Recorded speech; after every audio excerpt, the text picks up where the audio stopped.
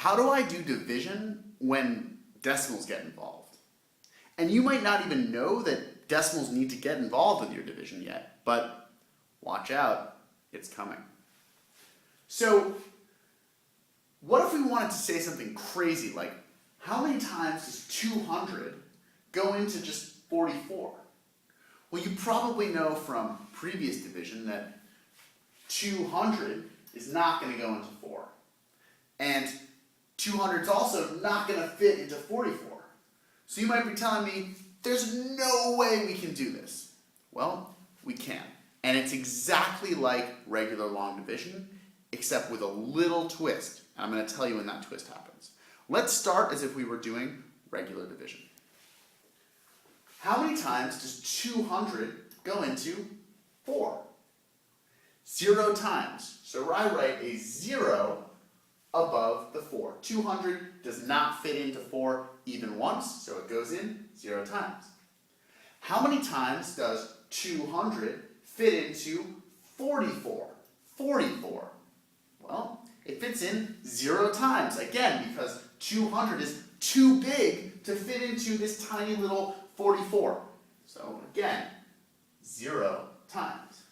Now you might be saying, well, okay, it's something like, I guess it's got to be 0 remainder 200, but that's not a very good answer, right? That's not what we're looking for. Well, what we need to do is we need to throw some decimals into the mix. So what we are allowed to do as mathematicians is anything that makes sense, anything that's going to make sense to us, we can do.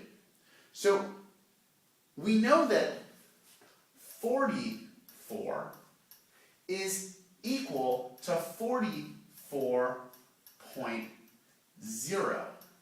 And the reason we know that is that this 0 means 44 and 0 tenths. Well, if you have 0 tenths, you got 0, so 44 and 0 tenths more is just still 44. I haven't added anything.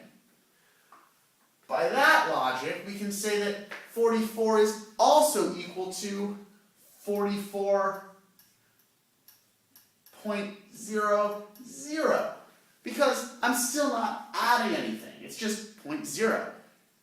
So I can actually change this 44, if I want to, into 44.0, or if I need to, 44.00, or if I need to, 44.000. And the zeros will literally go off the screen. I can just keep writing zeros all the way down, and I'm back, right? But I can keep writing zeros all the way down off the screen, still equal to 44.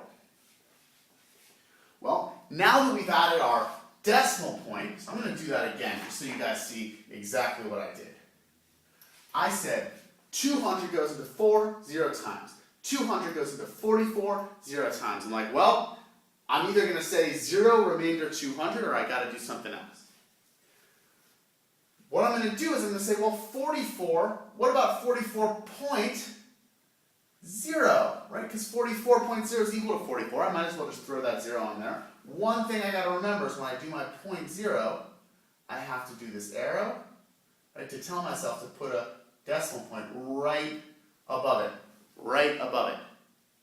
And now we're good to go. How many times does 200 go into 440?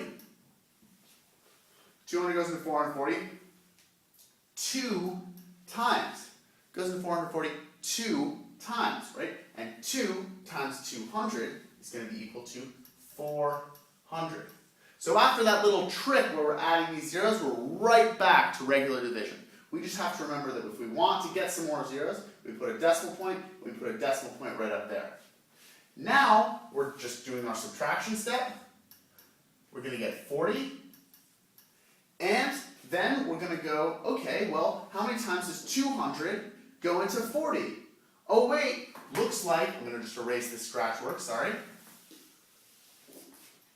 How many times does 200 go into 40? Well, I need another 0. So let's see. I'm going to just add another 0 up here, because 44.00 is just the same as what we started off with, 44. Can drop it down.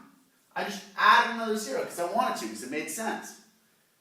Added another 0. And now 200 goes into 400 2 times. 2 times 200 is 400. Do our subtraction and we're at 0. We are done with our division. What have we found? Well, we found that 200 goes into